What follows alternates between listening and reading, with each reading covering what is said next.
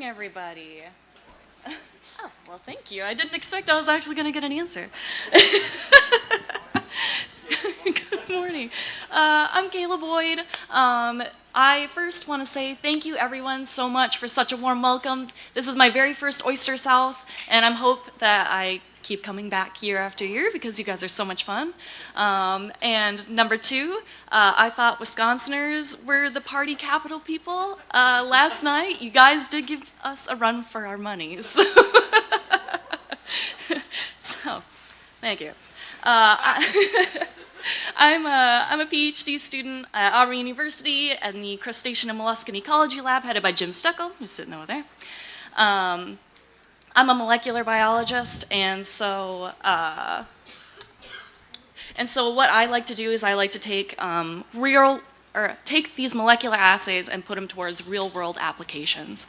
And so I study oyster physiology in particular, which essentially means I'm an oyster therapist, and we have a good time with that. So yeah, today I'm going to talk about some of the work that I've recently been doing, which is developing laboratory assays to evaluate differences in temperature tolerance between oyster genetic lines and Ploidies. Okay, so in 2016 we started having some unexplained mortality events in triploid oysters.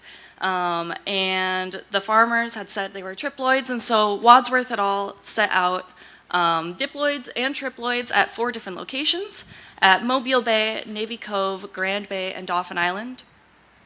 And they measured mortality, of course, but also other growth measurements. And they found that there was a high mortality event in the summertime, which, you know, we see. And they also took temperature salinity data and found that these mortality events coincided with low salinity, high temperature. Again, we already know that.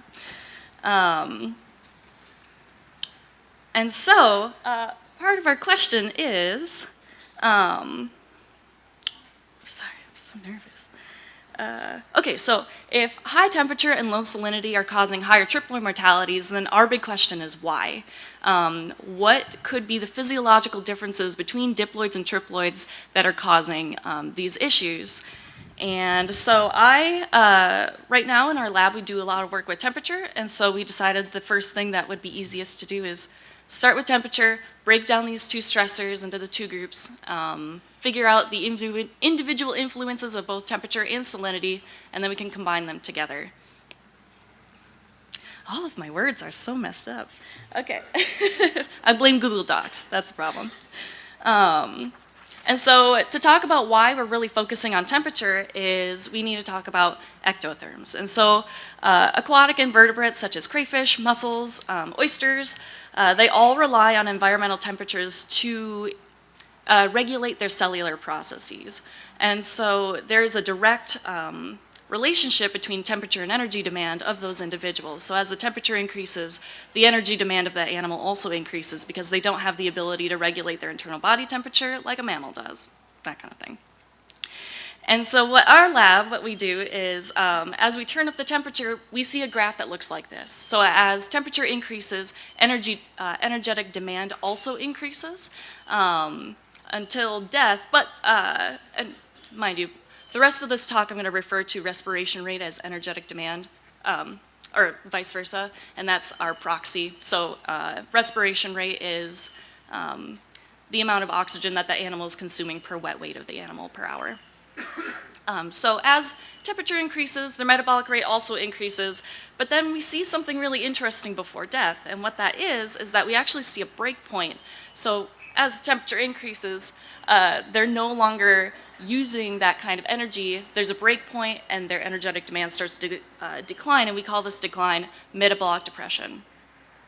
And we know that metabolic depression indicates a level of sublethal thermal stress, but our question is, what is metabolic depression and what are they doing? So we have 2 different theories behind that. What does it mean in terms of thermal tolerance? Theory 1 is that the temperature is so high that the proteins are becoming decoupled in the animal. They're trying their hardest to keep going, but the respiration rate is falling because the proteins are becoming decoupled and they just can't function anymore. And so if that's the case, in triploids, if they have an earlier metabolic depression outset, they probably will have an earlier death because death is imminent. However, we have a second theory, and that theory is that animals are using metabolic depression to delay the lethal effects of thermal stress. And so if that's the case, then the triploids would have a later metabolic depression temperature compared to diploids, and that is resulting in their earlier death. And so metabolic depression itself isn't a very useful tool for evaluating thermal tolerance. And so what we do is we add behavioral data with that so that we get a better understanding of what metabolic depression means. And so in this graph, this is an example of one of my data sets that actually looked really nice, believe it or not. But you can tell that as temperature increases, so does the metabolic rate. But unfortunately, bivalves have shells. Oysters have shells, and when they're closed, they don't like to breathe. They're not breathing. So we see that the respiration rate falls to 0, which is fine because I can actually take these numbers. I can count how many closures we have, and I can figure out the duration of how long they're closed. And so because of that, now we can say, okay, well, if they're closed, it's a sign of thermal stress. And so in these first two, it's just kind of a behavioral thing. They just want to close. But there's a very long section here that a lot of oysters were showing, again, thermal stress, or closures. Okay. The other behavioral indicators that we have is that we have gaping without response to touch. And so for that, it looks like this. What I'll do is I'll grab the oyster, I'll hold them, I press their valve shut, and they'll pop right back open.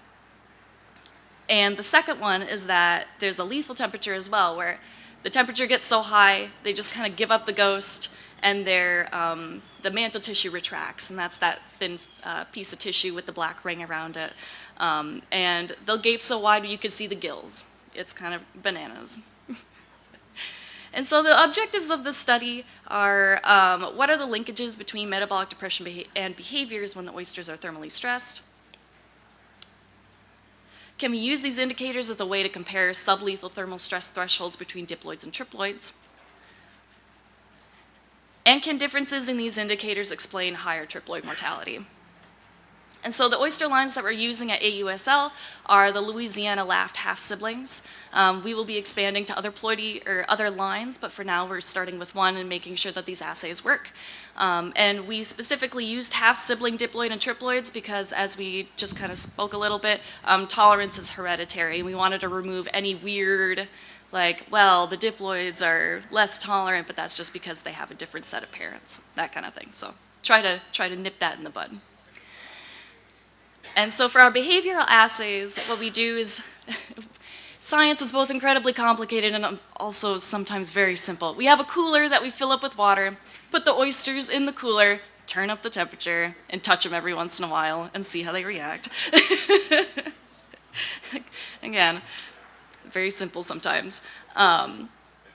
And then the reason I have a job is that we were measuring respiration rate. And so we scrub the animals, put them in a chamber, turn up the temperature 2 degrees Celsius, which is about 3 degrees Fahrenheit, until death. And so this is an example of what that acrylic chamber looks like. If you can see. Yeah, there we go. Yeah, this is an example of what the acrylic chamber looks like. And when I get my data set, which you already saw earlier, it kind of looks like this, where we have metabolic depression and we have death. And again, this chart is not super useful, but we can overlay behavioral data on top of that to get a better idea of the story that we're trying to tell. So yeah, from the cooler. So the behavior stuff from the cooler, it's all good. And so for the results that we have so far, and mind you, I have been sleeping on the floor for the last 2 weeks in my lab so I could get this data set to you guys in time. So please appreciate it. Fair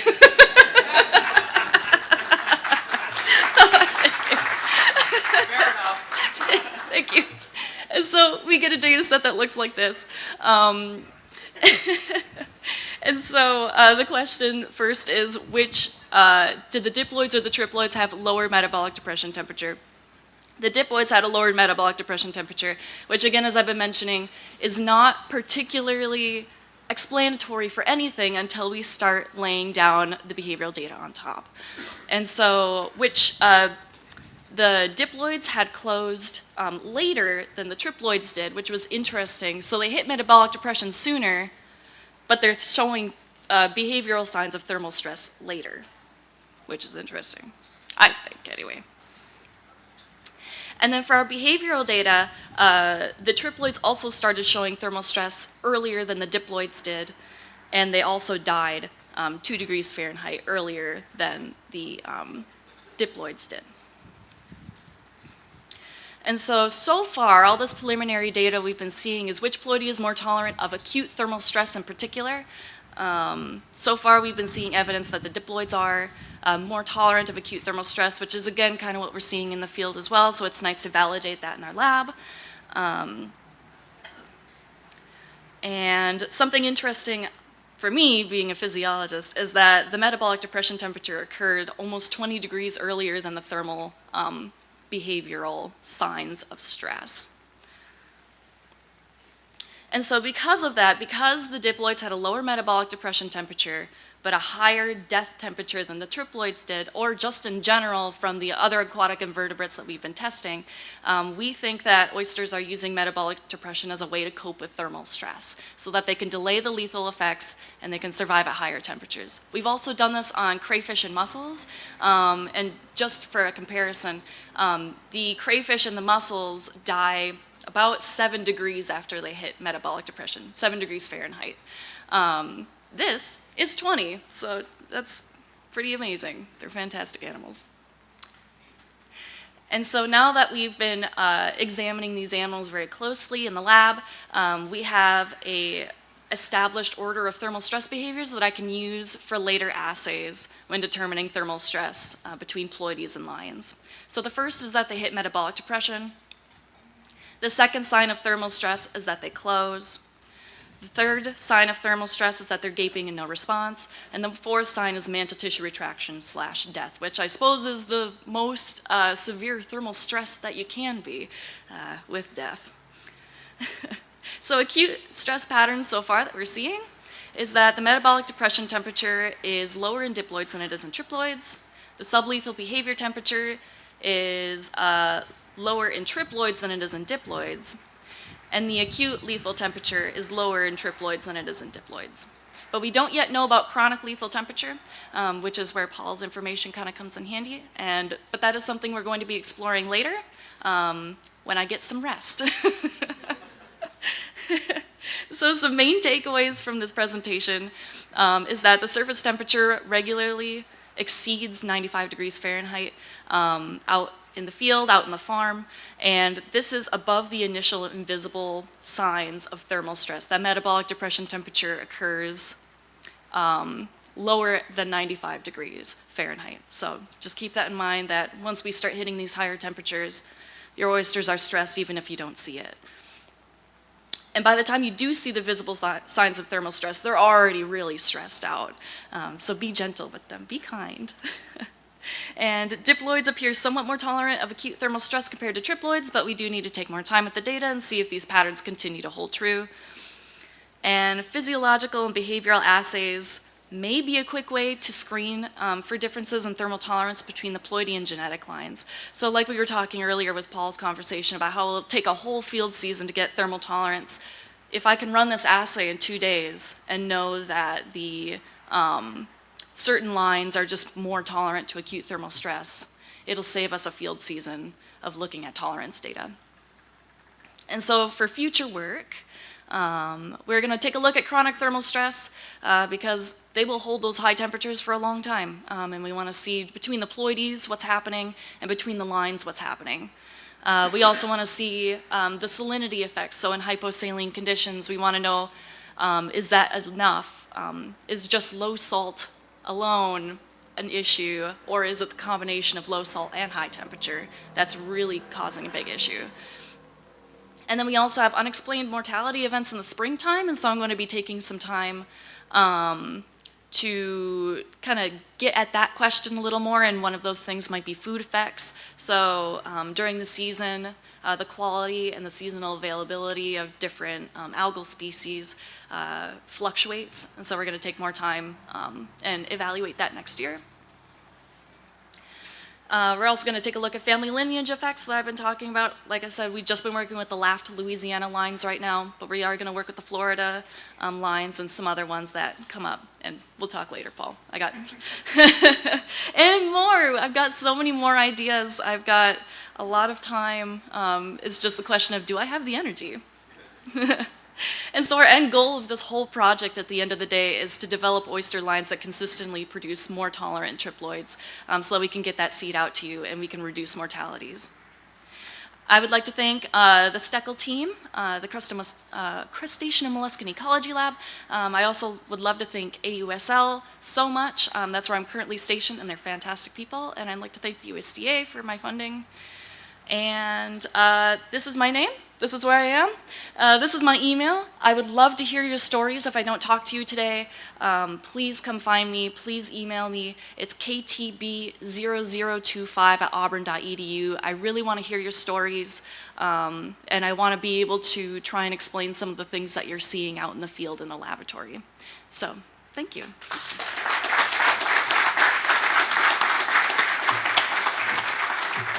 Any questions for Kayla? Tim, go ahead. In another life, I used to grow tomatoes on black plastic mold. We planted them when it was hot in September. We painted our plastic silver or white, and it reduced the mortality of the plant greatly because of the heat. And I wonder why all our gear is black. Everything is. And if there's a way to have a lighter colored black material for the gear, I think it would reduce the heat stress significantly, you know. Okay. And it's just a thought. I don't know why everything is black, but I don't have any equipment that isn't black. All right. Well, John Supan says there is some lighter gear that you can get too. So, all right. Okay. Great. Thank you, Kayla.